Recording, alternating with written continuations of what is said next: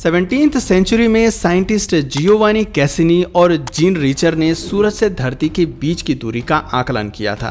इनके अनुमान के मुताबिक ये दूरी 149.6 मिलियन किलोमीटर यानी कि 14 करोड़ 96 लाख किलोमीटर के आसपास है।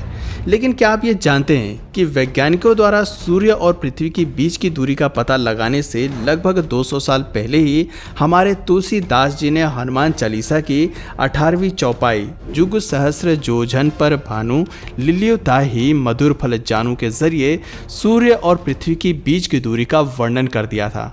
और सिर्फ तुलसीदास जी नहीं बल्कि प्राचीन समय में भारत के अलग अलग हिस्सों में ऐसे कई विद्वान हुए जिन्होंने ऐसी टेक्नोलॉजी विकसित की थी जिससे महिला गर्भधारण कैसे करती है, मानव निषेचन प्रक्रिया, गर्भ में बच्चों का विकास कैसे होता है जैसी तमाम चीज़ें आसानी से ज्ञात कर ली थीं। ऐसे में ये कहना गलत नहीं होगा कि प्राचीन भारतीय विज्ञान आज से कहीं ज़्यादा एडवांस था और इसके कई प्रमाण आज आपको हमारी आज की इस वीडियो में देखने को मिल जाएंगे। वीडियो काफ़ी ज़्यादा इंटरेस्टिंग होने वाली है, इसलिए अंत तक हमारे साथ बने रहिए। दोस्तों, हमारे भारतीय इतिहास में 250 से भी ज़्यादा उपनिषेध लिखे गए हैं, जिनमें से एक गर्भोपनिषेध भी है जिसे आज से लगभग 2 से 3 हज़ार साल पहले लिखा गया था। और आपको जानकर हैरानी होगी कि आज से हज़ारों साल पहले लिखे गए इस उपनिषेध में विस्तार से वर्णन किया गया है कि एक माँ के गर्भ में एम्ब्रायो यानी कि भ्रूण का जन्म किस प्रकार से होता है और किस तरह से उस भ्रूण का विकास होता है। 7 दिन में भ्रूण कितना विकास करता है और 1 महीने बाद वो कैसा दिखता है, ये सब कुछ आपको गर्भोपनिषेध में पढ़ने को मिल जाएगा। दोस्तों, एक महिला तभी प्रेग्नेंट हो सकती है जब उस महिला का एग फेलोपियन ट्यूब में पुरुष का स्पर्म मिलता है। इस पूरे प्रोसेस को आज हम ह्यूमन फर्टिलाइजेशन प्रोसेस के नाम से जानते हैं, जिसमें मेल स्पर्म और फीमेल एग्स कैसे नजर आते हैं, इसकी खोज मॉडर्न साइंस में 17th और 18th सेंचुरी के दौरान हुई, जब माइक्रोस्कोप की मदद से साइंटिस्ट ने स्पर्म्स और एग्स के शेप का पता लगाया। लेकिन आपको जानकर हैरानी होगी कि हमारे पूर्वजों ने बिना किसी माइक्रोस्कोप के ही हजारों साल पहले इसके शेप का पता लगा लिया था। इसके सबूत आपको भारत के तमिलनाडु प्रदेश में स्थित अरियाथुराई गांव में एक प्राचीन मंदिर में देखने को मिलता है। इस मंदिर का नाम वरामूर्तीश्वरा मंदिर है, जो भगवान शिव को समर्पित है। इस मंदिर के बारे में कहा जाता है कि यह 5000 से 6000 साल पुराना है। इस मंदिर की छत पर आपको बड़ी ही दिलचस्प आकृतियां देखने को मिल जाएंगी, जिसमें एक आकृति में आपको रिप्रोडक्शन से संबंधित स्पर्म्स और एग सेल्स को विथ एग्जाम्पल दिखाया गया है। लेकिन इस आकृति के सामने आने के बाद बहुत से लोगों ने यह तर्क दिया कि ये एक सांप है जो एक अंडे को निगलने जा रहा है।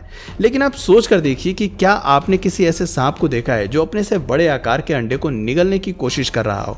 अगर नहीं तो फिर सांप और अंडे वाला ये फैक्ट भी एक तरह से बिल्कुल गलत साबित होता है।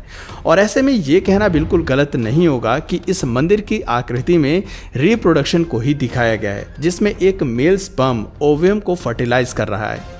दोस्तों, इस मंदिर में एक दूसरी आकृति भी मौजूद है जिसकी मदद से प्राचीन विद्वानों ने लूनर इक्लिप्स को दर्शाया है। यहाँ एक सांप है जिसके सामने आधा चंद्रमा नजर आ रहा है। दरअसल हमारे हिंदू माइथोलॉजी में सांप को राहु और केतु बताया गया है। राहु केतु को छाया ग्रह भी कहा गया है। ऐसे में इस आकृति में सांप की शैडो चंद्रमा पर पड़ रही है, जिस वजह से आधा चांद छुप जा रहा है। इसी को हम चंद्र ग्रहण यानी कि लूनर इक्लिप्स कहते हैं। मंदिर में इन दोनों ही आकृतियों को बनाने वाले हमारे प्राचीन विद्वानों ने 2 अलग अलग विषयों का सटीक चित्रण करके हमें ये बताने का प्रयास किया है कि ग्रहण और गर्भधारण की प्रक्रिया कैसे होती है। दोस्तों, इन सब से एक बात तो साफ है कि प्राचीन समय में हमारे पूर्वजों को astrology, astronomy, medical science, maths जैसे तमाम विषयों की बारीकी से ज्ञान था। तभी तो आज इसका सबूत हमें इस प्राचीन मंदिरों में देखने को मिल जाते हैं। वैसे दोस्तों, तमिलनाडु में ही एक और अद्भुत मंदिर है जो कि काल भैरव का है। अद्भुत इसलिए है क्योंकि इस मंदिर की दीवारों पर मानव भ्रूण की प्रगति को दिखाया गया है। यहाँ एम्ब्रायो की 3 अवस्थाओं को दिखाया गया है। कि कैसे एक बच्चा अपनी माँ के पेट में रहता है। ज़रा इन तस्वीरों को गौर से देखिए, आपको इसमें अम्बिलिकल कॉर्ड यानी कि गर्भनाल देखने को मिल जाएगा। एक बच्चा अपनी माँ के पेट में किस तरह से रहता है, इसका पता हमारे मॉडर्न साइंस को साल 1956 में चला, जब अल्ट्रासाउंड टेक्नोलॉजी का इस्तेमाल मेडिकल पर्पस के लिए होने लगा। तब वैज्ञानिकों ने सोनोग्राफी मशीन की मदद से ये जाना कि माँ के गर्भ में बच्चे का विकास किस तरह से होता है, समय के साथ साथ उसके अंदर क्या क्या चेंजेस आते हैं। लेकिन तमिलनाडु का काल भैरव मंदिर इस बात का जीता जागता सबूत है कि इसकी जानकारी हमारे पूर्वजों को बहुत पहले से थी। ऐसे में क्या हमारे पूर्वजों के पास कोई सोनोग्राफी मशीन थी या कोई दूसरा इक्विपमेंट, इसका जवाब आज तक रहस्य बना हुआ है। हालांकि कंबोडिया में एक प्राचीन हिंदू मंदिर है जहां की दीवारों पर एक बहुत ही शानदार आकृति देखने को मिलती है। इस आकृति को ध्यान से देखने पर पता चलता है कि यहाँ एक वैद्य एक महिला के पेट पर एक इक्विपमेंट लगाए हुए है। इसे देखने पर ऐसा लग रहा है मानो वो वैद्य उस महिला के गर्भावस्था की जांच कर रहा है। आर्कियोलॉजिस्ट की माने तो ये नक्काशी 900 साल से भी ज़्यादा पुरानी है।